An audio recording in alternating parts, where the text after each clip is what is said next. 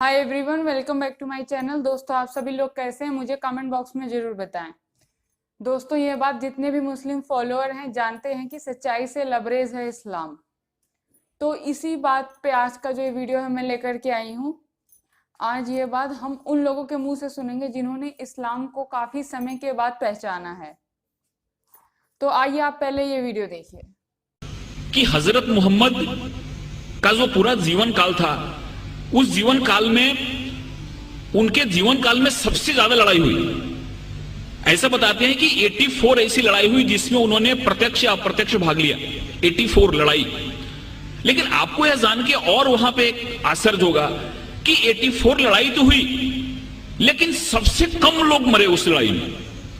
अगर एक लड़ाई होती है तो उसमें हजारों लोग मारे जाते हैं, लेकिन इस 84 लड़ाई में जो रिकॉर्ड बताता है, उस रिकॉर्ड के हिसाब से केवल 1014 लोग मरे।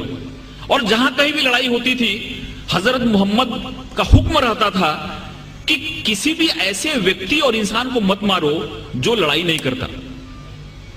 ख्वातीनों को महफूज रखो, बच्चों को महफूज रखो, जो ज़ईफ हैं उनको महफूज रखो। अगर कहीं से गुजरते हो और वहां पर अगर किसी किसान और किसी की पैदावार को नुकसान होता है तो उसको बचाओ। इसलिए 84 लड़ाइयां हुई और उन लड़ाइयों में केवल 1014 लोग मरे। दुनिया का सबसे बड़ा रिकॉर्ड है। और जब प्रोफेट मोहम्मद जब मक्का में आए अपने पूरे सैनिकों के साथ, तो जिस मक्का वालों ने उनको अपमानित किया था, जिस मक्का वालों ने उनको पत्थर से मारा था, जिस मक्का वालों ने उनकी जान लेने की कोशिश की थी और उनकी तकलीफ के चलते उनको हिजरत करनी पड़ी थी, उस मक्का वालों को उन्होंने प्यार से जीता। और वो मक्का की जो फतह थी, ऐसी फतह थी जिसमें खून का एक कतरा भी नहीं बना। प्रोफेट मोहम्मद को जितना अपमानित किया गया था, प्रोफेट मोहम्मद के जिंदगी को जितनी तकलीफ दी गई थी, अगर वो चाहते तो जिस समय उन्होंने मक्का में प्रवेश किया, मक्का की फतह की, उस समय हजारों लोगों का कत्ल करा सकते थे, लेकिन एक भी खून का कतरा नहीं बहा और बड़े प्यार और मोहब्बत के साथ उन्होंने मक्का को फतह किया। इससे यह बात सामने आती है कि शांति और अमन इस्लाम का मकसद है। तलवार उठाई उन्होंने, तलवार इसलिए उठाई कि तलवार उठाने का उनको हुक्म था, मजबूरी थी तलवार उठाना, कि अगर तलवार नहीं उठाते तो मजहब का क्याम नहीं हो सकता। और हर एक जगह गीता में भगवान श्री कृष्ण ने अर्जुन को कहा कि तुम लड़ाई करो, अगर तुम लड़ाई नहीं करोगे तो धर्म की स्थापना नहीं हो पाएगी। अर्जुन वहां से भाग रहा था। अर्जुन ने बोला कि तीर नहीं चलाता क्योंकि मेरे सामने तो हमारे सारे रिलेटिव बैठे हुए हैं। भगवान श्री कृष्ण ने कहा कि यहाँ पे धर्म की स्थापना के लिए तुमको लड़ाई करनी पड़ेगी, तुमको लोगों को मारना पड़ेगा। अगर तुमने लड़ाई नहीं की तो धर्म की स्थापना नहीं होगी। तो एक विशेष परिस्थिति में हमको लड़ाई करने की भी जरूरत होती है। वैसे ही प्रोफेट मोहम्मद ने अगर लड़ाई करने की बात की तो वहां पे की जहां पे लड़ाई करना मजबूरी था, और वहां पे अगर लड़ाई नहीं होती तो शांति की स्थापना नहीं होती। इसलिए ये बात हमारे सामने आती है कि सबसे बड़ी जो बात है कि इस्लाम जहां जहां उन्होंने उनको जहां जहां वो लोगों को मार सकते थे, जहां जहां खून खराबा हो सकता था, वहां पे उन्होंने खून खराबा नहीं होने दिया। कभी कभी उन्होंने अपने को खुद अपमानित भी हुए।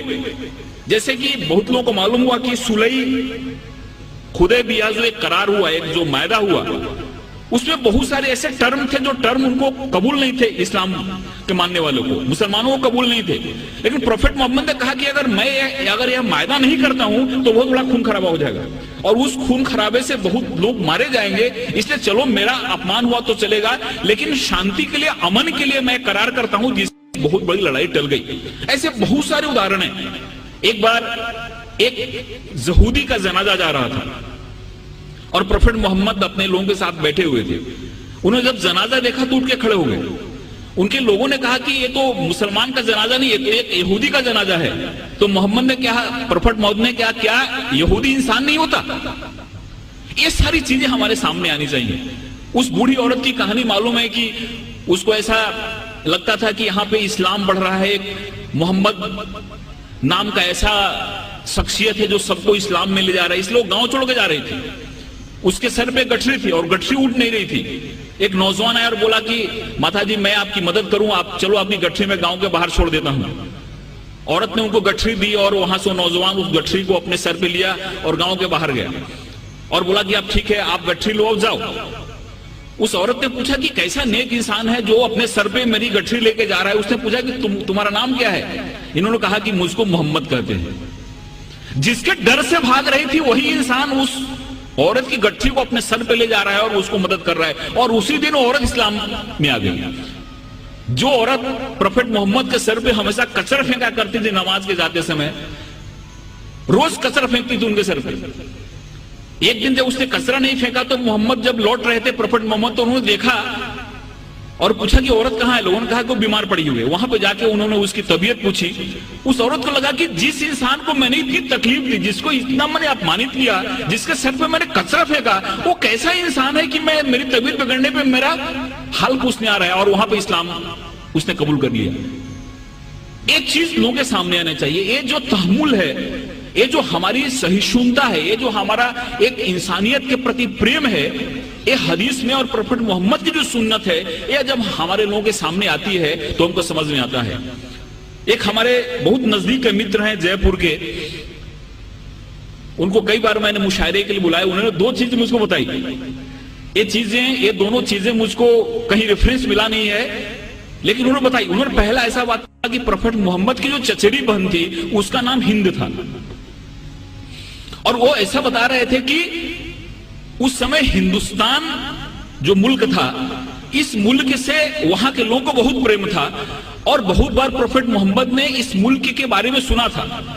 तो हिंदुस्तान के नाम से वो जो हिंद उनकी चचेरी बहन थी उसका नाम रखा गया था। उन्होंने ये भी बताया, लेकिन मुझको इसका रेफरेंस नहीं मिला। उन्होंने ये बताया कि प्रोफेट मोहम्मद ने एक बार कभी कहा था कि वो कैसा मुल्क होगा जिस मुल्क से ठंडी ठंडी हवाएं हमारे अरब कंट्री में आती हैं। दोस्तों, ये सारी चीजें हमारे सामने आनी चाहिए। मजहब वही है इंसान जहां सलामत, यह तो शहादत नहीं है, यह गुमराही की अलामत। मासूमों का कत्ल है इंसानियत पे लानत, खौफ खा खुदा से एक दिन आएगी कयामत। दोस्तों, ये जो सुन्नत है वो हमारे सामने आनी चाहिए। ये जो उदाहरण है, ये जो मिसाल है वो हमारे सामने आनी चाहिए। और 2008 में, फरवरी 2008 में देवबंद ने एक फतवा जारी किया, एक ऐलान किया। उसमें 4000 उलेमा पूरे हिंदुस्तान के जमा हुए थे, और उन्होंने क्लियर कट कहा कि आतंकवाद जो है, दहशतवाद जो है, यह गैर इस्लामी है। इस्लाम कभी भी अनजस्ट वायलेंस को सपोर्ट नहीं करता। इस्लाम में कभी भी गलत हिंसा को सपोर्ट नहीं किया गया है। और फरवरी 2008 में उन्होंने फतवा जारी करके इस दहशतवाद को, टेररिज्म को एंटी इस्लामिक बताया। दोस्तों, मैं कुरान की 2-3 आयत आपके सामने कोट करना चाहूंगा। सूरा अल बकरा आयत 190, इसमें ऐसा फरमाया गया है कि अगर तुम पे युद्ध, तुम पे जंग अगर लादी जाए तो लड़ाई करो। अगर तुम पे जंग ला दी जाए, तुम पे अगर युद्ध ला दी जाए तो लड़ाई करो, क्योंकि खुदा को ज्यादती पसंद नहीं है। लड़ाई करोगे फिर भी जाति मत करना। और हजरत मोहम्मद की सुन्नत में बात देखी जाती है कि उनके दुश्मन भी जो मारे जाते थे, उनके शव का भी और उनके लाश का भी उन्होंने बड़े ही हरमियत के साथ, बड़े आदर के साथ उसका दफन किया। कभी भी उन्होंने किसी लाश को बेइज्जत नहीं होने दिया, कभी भी उसकी बेहरमती नहीं की, कभी उसको तबाह नहीं किया। ये हमारी कुरान की आयत बताती है कि युद्ध उसी से करो जो तुम पे युद्ध लादता है, मजबूर करता है तुमको लड़ने के लिए, लेकिन फिर भी जाति मत करना, क्योंकि खुदा को जाति पसंद नहीं है। सूरा अल मायदा आयत 32, एक निर्दोष इंसान का कत्ल पूरी मानवता के कत्ल के बराबर है।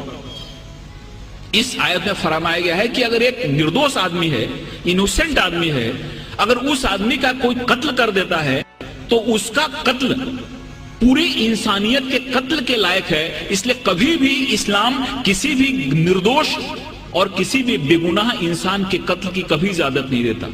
यह हमारे कुरान की बात कही गई है।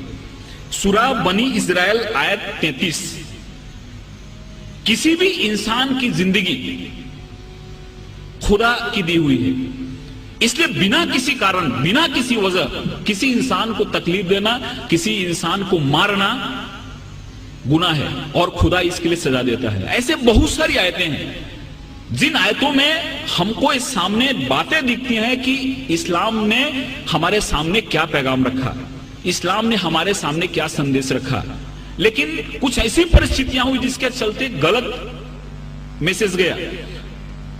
एक बड़ी फेमस किताब है, इस किताब का आपने नाम सुना होगा, लाइफ ऑफ मोहम्मद।